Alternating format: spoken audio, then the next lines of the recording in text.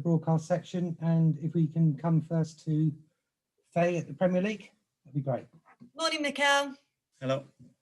2-1 defeat to Wolves back in November. It seems like so long ago. You were really struggling for form back then, but it feels like a completely different Arsenal that's going to be going to Molineux. What would you say is different about your side from then?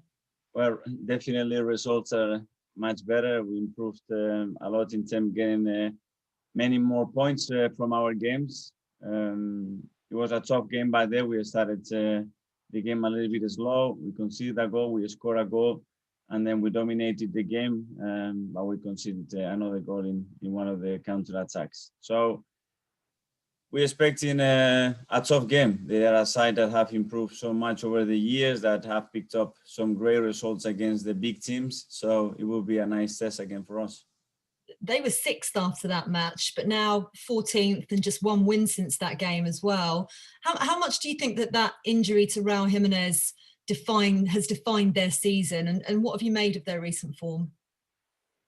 Well, I don't know. First of all, it would be good to ask everybody how he's feeling, because it was a big shock for all of us when the incident happened. I don't know. We all getting affected by injuries, by coronavirus, by all the things going on. It's really difficult to play a starting 11 twice in a row. So I think it's the same for every team. Just finally, we did catch a glimpse of Martin Odegaard on the pitch at the weekend. Bernd Leno's been full of praise for him. Would he potentially be ready to start on Tuesday? And what's he going to bring to your side? Well, let's see today how everybody is. We have some other issues in the last few days as well. So today we'll have a better picture of who is available to play tomorrow, and we will put the players that are completely fit to start the game. Great. Thanks, Mikel. Good luck. Thank you. Emma, hi, Mikel. Hello. Hi, Mikel. Great to see you. I suppose just on from Faye's last question there, really, can you sort of expand any more on those issues? And do we expect to see Bukayo Saka and Kieran Tierney return? We don't know yet. Today we've got a training session. They haven't been able to train yet with us, so I think it will be really difficult for them. But I don't know. We're gonna try to last minute see how they are feeling. And obviously, you touched on Martin Odegaard there, but any other incomings today? It is deadline day, of course, and you mentioned the injuries to Kieran Tierney, I suppose. Are you looking at any other left-back options? Well, the last day of the transfer window is always unpredictable, so things can happen, and they might happen, they might not happen, so we are on it. Intriguing. Okay. And in terms of outgoings, you said the other day that you'd be looking at solutions for players. Have you decided who could leave on loan today? Yes, we have decided, and we are working on it. So you will find out before 11. Okay, just one more from me on Ainsley Maitland-Niles then, who could be one of those players you're talking about. A lot of interest from him. What do you expect to happen to him today? I don't know. I cannot speak about any individual players. We know and what we want to do, the conversation we've had, which are for various reasons, and let's see if we can get something done tonight. Thanks, Mikel. Thank you very much. George at the BBC. Thanks, Mark. Hello, Mikel.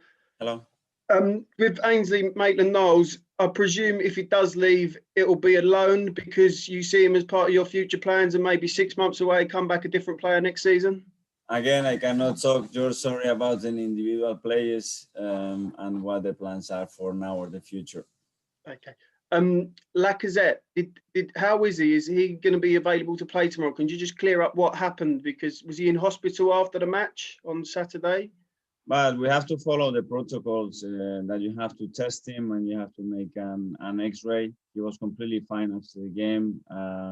He was fine yesterday. He has slept well, so I'm expecting him to be available. Okay, and Aubameyang, will he be back? Is he going to be back tomorrow, or do you think more Saturday? There's still some things to clear up, but maybe yes, maybe not. We don't know. We're still doing some paperwork and stuff at the moment. And on the whole, how have you viewed your transfer window so far? I know you've still got one more day to go, but are you happy with what's been done at the club? I can answer that question better probably after tonight, because there are things to get done. Okay, thank you. Thank you. Ian at TalkSport. Hi, Mikel. How are you? I'm good, thanks. Do you like transfer deadline day? Sometimes I do, sometimes no. It's what it is. At least when you know what you want to do, you want to achieve, it's easier. Hopefully we don't have any bad surprises, and we can control what we want to do.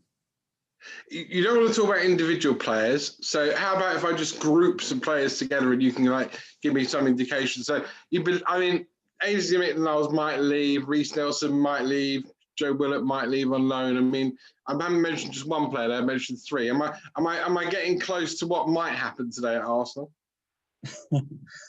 You mentioned a few players, so you have a better chance, Ian. The more you mention, the greater the challenge for you to get it right. Again, we are discussing things with some players and some clubs, and if we make anything before the deadline, is because we believe it's the right thing for the development. And you said right at the beginning of the transfer window you wanted to get players out, and you've managed that with the likes of Ozil, the likes of Kolasinac and Socrates. I wonder whether Mustafi might leave today as well. And you said you wanted to get players in. So in general, are you now happy that this going forward to the end of the season is pretty much your squad in inverted commas? Well, we have some priorities that we wanted to get done. We have managed to have some done. Some others we haven't yet. And let's see again, Ian. Let's wait how things develop today and what we are able to do and what not. Last one on your form recently has been exceptional in the Premier League. Since we last spoke, you and I, you won at Southampton, you drew with Manchester United. Have you started to reassess your aims now between now and in the second half of the season? Well, obviously we took some pressure off ourselves with the situation we were on the table, but we know that there is a long way to go, a lot of points to catch up with the top teams, but we have to go game by game, and if we keep performing the way we are at the moment, we will be in a good position at the end of the season. But we have to be very consistent to have any chance of achieving any top spots. Good luck, and don't forget any transfers. You let me know first, yeah. Okay, don't worry, I will do that. Nick from Haters. Okay, we'll all be following you, Ian. Morning, Mikel. At this time of year, do you speak to Edu more than anyone else in your life? Is he the most important person for you? Probably in the last year or so, I spoke with Edu more than anybody else in my life. That's for sure what my wife says, because of all the things that we have to go through with coronavirus as well, the transfers. Lucky enough, we have a great relationship. We've got some great understanding, and we support each other in a great way. So it's lucky that at least if you have to talk all the time with someone many times around the day, that that relationship is strong. Are you surprised he's managed to get so many deals done this winter, considering the lack of finances in the game? Well, I think he's doing a great job at the club since I joined. The clarity that he showed when they came to try to convince me to join the club, and then to stick to the plan that we have and the way he's going about it, I'm really impressed with him. I'm just wondering as well, finally, when do you have to announce or put in your squads for Europa League and the rest of the season? Because you need to presumably get Odegaard and Martinelli in there. Do you foresee any problems there at all?